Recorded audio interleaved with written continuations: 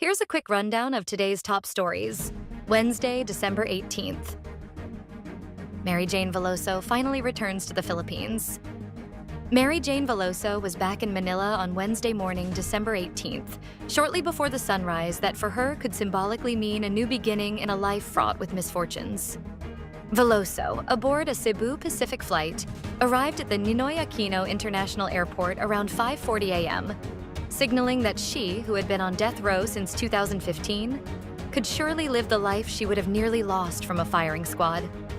Department of Foreign Affairs Secretary Enrique Manalo said that her return to the Philippines from Indonesia was a significant achievement for the bilateral relations between the two countries and a mark of the trust and friendship between the two nations. President Marcos to veto certain provisions of the 2025 budget, and its signing postponed. The Malacanang announced on early Wednesday morning, December 18th, that President Marcos is set to veto certain provisions of the 2025 General Appropriations Act in the interest of public welfare. This development came following the budget cuts in the Department of Education and the Philippine Health Insurance Corporation. According to Executive Secretary Lucas Bersamin, the scheduled signing of the proposed 6.352 trillion pesos 2025 national budget on Friday, December 20th, is postponed to give way to a review led by Marcos himself. Tropical depression Querubin and two other weather systems to bring rains across the country. The Philippine Atmospheric, Geophysical, and Astronomical Services Administration said on Wednesday, December 18, that the tropical depression Querubin, the shear line, and the northeast monsoon or amihan may bring moderate to heavy rainfall over parts of the country in the next 24 hours.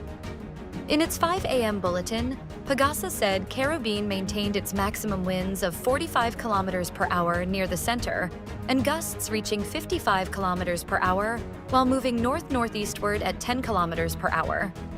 Its center was located 230 kilometers east of Davao City, or 205 kilometers east of Tagum City, Davao del Norte, around 4 a.m. Advocacy group says that investment in the country's education system must be a priority. An advocacy group on Tuesday, December 17th, emphasized the importance of investing in education following the ratification of the 2025 national budget by the Senate and the House of Representatives. The Philippine Business for Education said in a statement that the strength of a nation lies in the well-being of its people, and therefore the country must invest in and prioritize the education, health, and nutrition of every Filipino.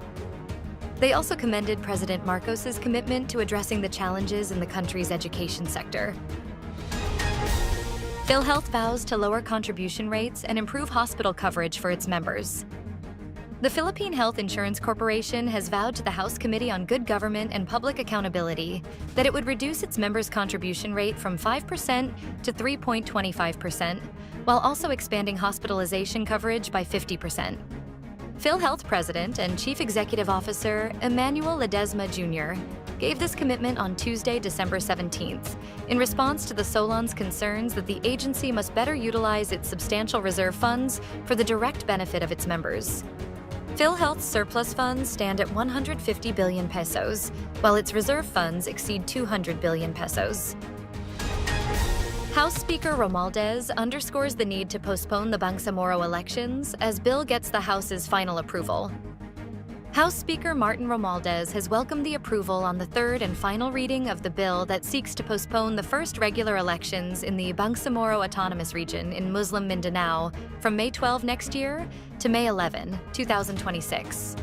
In a statement on Tuesday night, December 17th, Romualdez said that the House Bill number 11144 would allow for more time for the promotion of broader participation from political parties and the electorate, and enhance their understanding of new electoral processes. It was just a few hours earlier when House Bill number 11144 garnered 198 yes votes in the plenary session, against only 4 no votes. A magnitude 7.3 earthquake causes widespread damage in the Pacific island nation of Vanuatu. A powerful magnitude 7.3 earthquake struck just off the coast of Vanuatu on Tuesday, causing widespread destruction in the South Pacific island nation as the injured began arriving at a hospital, and unconfirmed reports of casualties emerged. A tsunami warning was called off less than 2 hours after the quake. The earthquake happened at just before 1 p.m. at a depth of 57 kilometers or 35 miles and was centered 30 kilometers west of Port Vila, the largest city in Vanuatu, a group of 80 islands that is home to about 330,000 people. It was followed by a magnitude 5.5 aftershock near the same location, with tremors continuing throughout the afternoon and evening. Bulaga's Jose Manalo and Mergene Maranan get married. Comedian Jose Manalo and former Bulaga babe, Mergene Maranan, tied the knot on December 17th. The couple celebrated their love with a beautiful wedding ceremony, surrounded by family and friends. Jose was previously married to Anna Lynn Manalo, who passed away in January 2022. Stay updated with the latest news. Visit our website at www.mb.com.ph or follow us on social media. Thanks for tuning in to the Manila Bulletin Daily Rundown.